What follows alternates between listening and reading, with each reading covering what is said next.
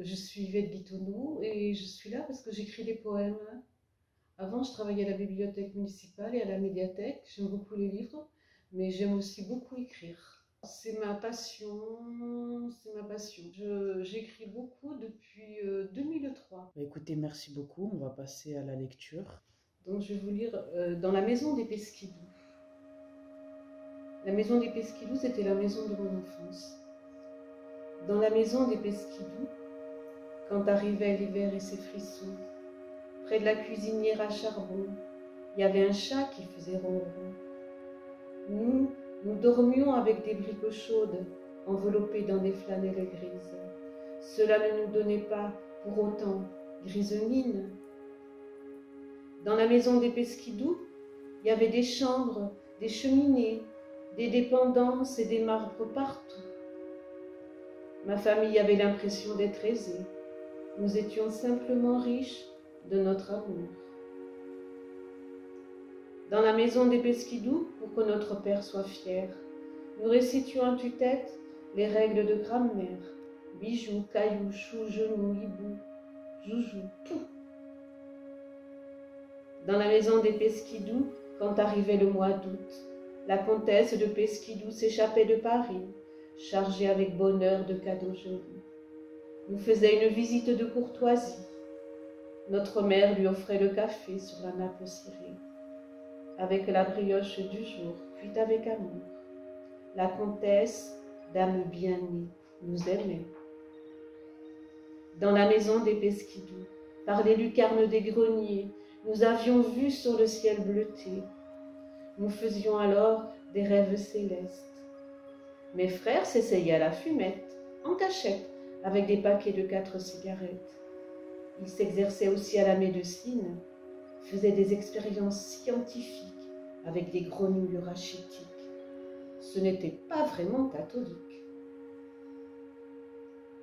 Dans la maison des Pesquidous, il y avait un jardin extraordinaire où étaient réunis tous les fruits de la terre, pommes, cerises, cassis, mirabelles, prunes, fraises, poires, pêches.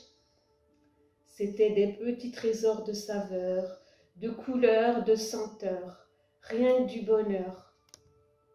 Notre père y cultivait aussi les légumes familiaux, patates, haricots, navets, carottes, poireaux, tout ce qui servait à préparer le fricot. Dans le jardin des Pesquidous, nous jouions comme des petits fous. Nous faisions la chasse aux sauterelles pour les emprisonner dans des boîtes d'allumettes.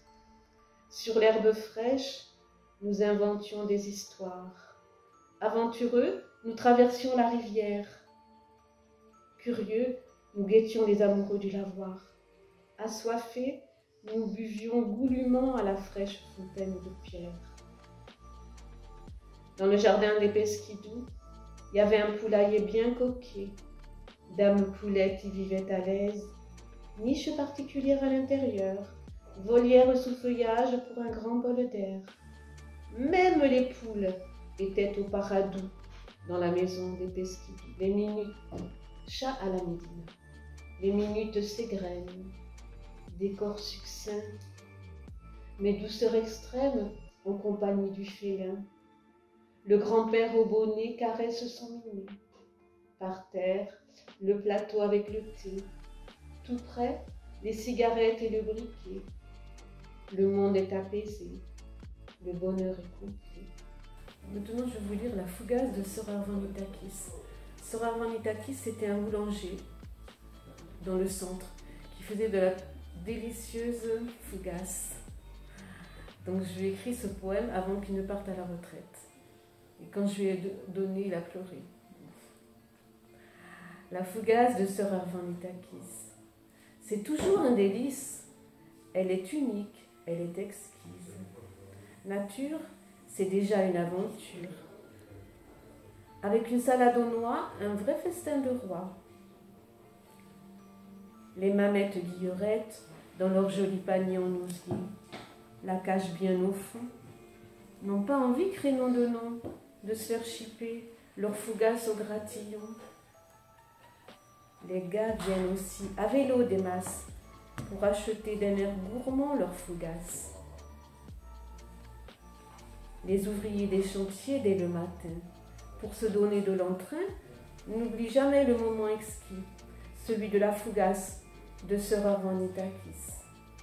Même les gamins à court des cités, tout essoufflé pour grignoter le divin goûter. Tous les citoyens lui font la fête, personne n'en connaît la recette. Elle est connue de toute la placette, et bientôt de toute la planète.